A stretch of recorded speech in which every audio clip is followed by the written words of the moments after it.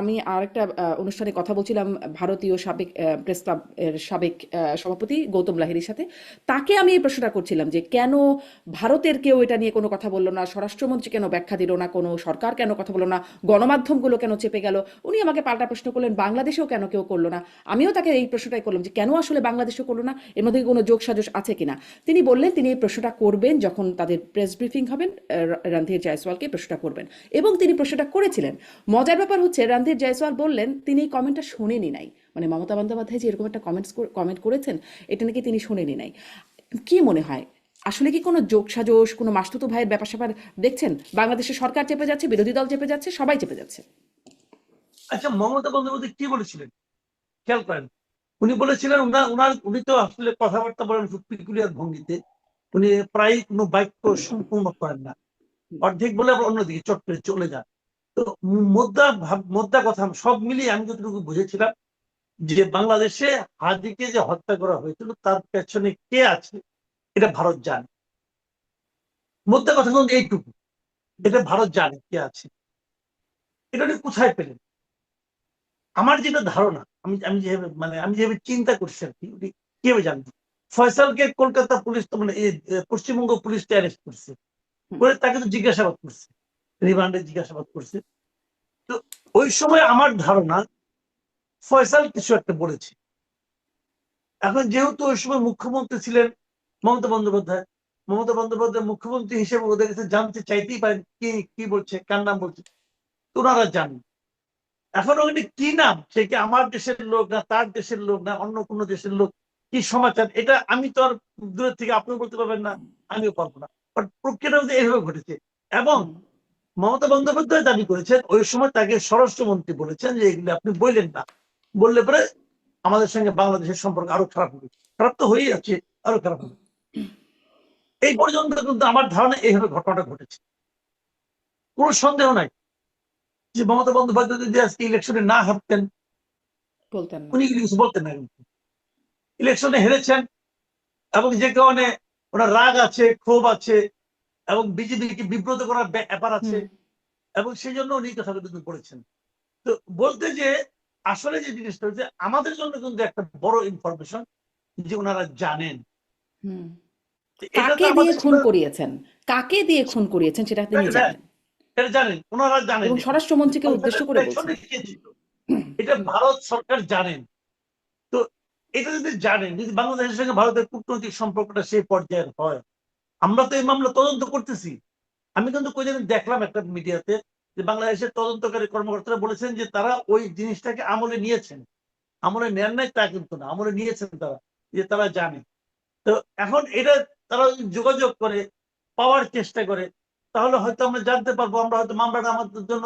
এখন তো আমরা অন্ধকারে হাত পাচ্ছি, কিন্তু যে সন্দেহভাজন প্রধান আসামি, যিনি সন্দেহভাজন খুনি, তাকেও আমরা পাচ্ছি না। কিন্তু যদি সম্পর্কটা ভালো থাকতো, যোগাযোগ থাকতো, আমরা ওদেরকে জানতেও চাইতে পারতাম যে আপনারা তো ওদেরকে জিজ্ঞাসাবাদ করেছেন, কি পেয়েছেন, তথ্যগুলো আমাদেরকে জানান।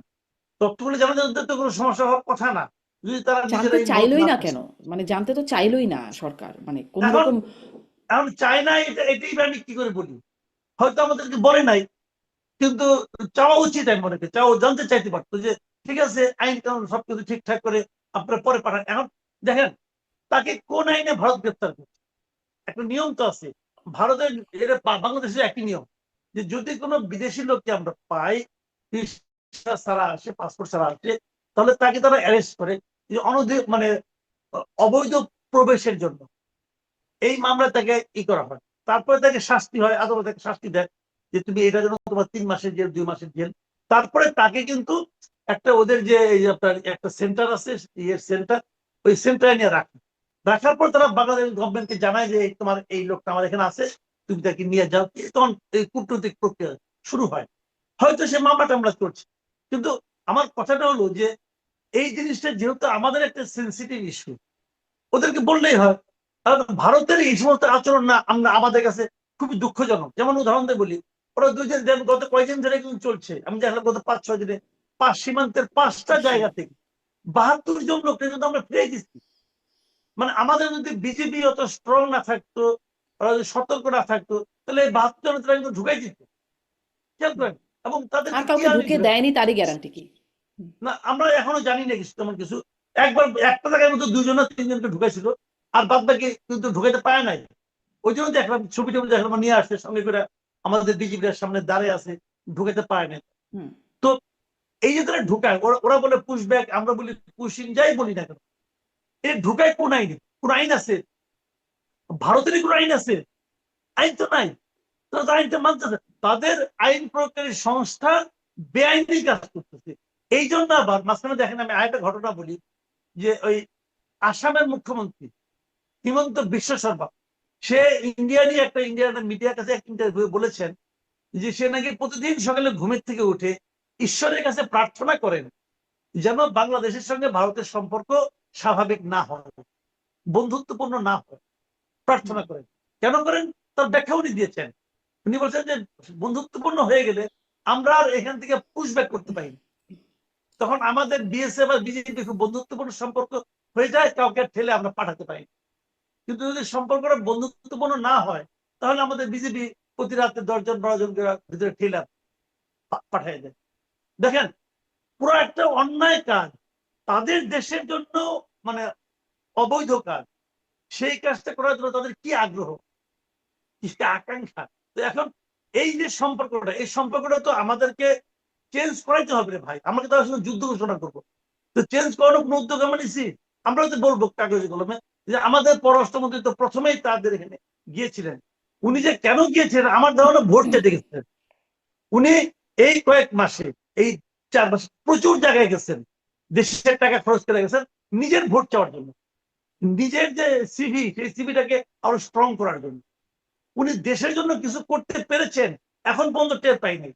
যখন উনি বাংলাদেশের নিরাপত্তা উপদেষ্টা ছিলেন, রোহিঙ্গা বিষয়ক হাই রিপ্রেজেন্টেটিভ ছিলেন, তখনও উনি ওনার দায়িত্বগুলো কতটুকু করতে পেরেছিলেন এটা নিয়ে আমার সন্দেহ। কোন নমুনা আমরা পাইনি। বরঞ্চ উনি একটা চুক্তি করতে পেরেছিলেন বিএনপির সঙ্গে, যে তোমরা কিন্তু ক্ষমতায় গেলে আমাকে নিতে হবে, অলিখিত চুক্তি হয়তো বা। হুম তাহলে তার মতো লোককে আবার বিএনপি পররাষ্ট্র মন্ত্রণালয়ের মন্ত্রী পদে কেন নেয়, এটা এখনো, এটা হলো হুম আরেক রহস্য। ওই রহস্যের সমাধান হয়নি। আর এরপরে উনি নিজের কাজে দেশটাকে ব্যবহার করছেন, দেশের অর্থকে ব্যবহার করছেন, কারণ জাতিসংঘ সাধারণ পরিষদের চেয়ারম্যান হবেন, এটা এত গুরুত্বপূর্ণ পদ যে গত 10 বছরে কে গেছিল আপনি এখনো মুখস্থ 3 জনের নামও বলতে পারবেন না। এটা এমন গুরুত্বপূর্ণ পদ, এটা আমরা বিরাট খুশি। পেটে ভাত থাক আর না থাক, ইন্ডিয়ার সঙ্গে, চীনের হুম সঙ্গে, অমুক দেশের সঙ্গে সম্পর্ক ভালো হোক আর না হোক, আমরা বিরাট খুশি যে খলিলুর রহমানের মতো একজন লোক, যেটাকে আমি আমার দৃষ্টিতে সরাসরি বাংলাদেশের স্বার্থকে যুক্তরাষ্ট্রের কাছে বিকিয়ে দিচ্ছি, যে লোকটা আমাদের গোলামী চুক্তিতে আবদ্ধ করেছে, যে লোকটা, সেই লোকটার পিছনে আমরা টাকা খরচ করছি তার ব্যক্তিগত প্রোফাইলকে রিচ করার জন্য। খুব হুম দুঃখজনক। জি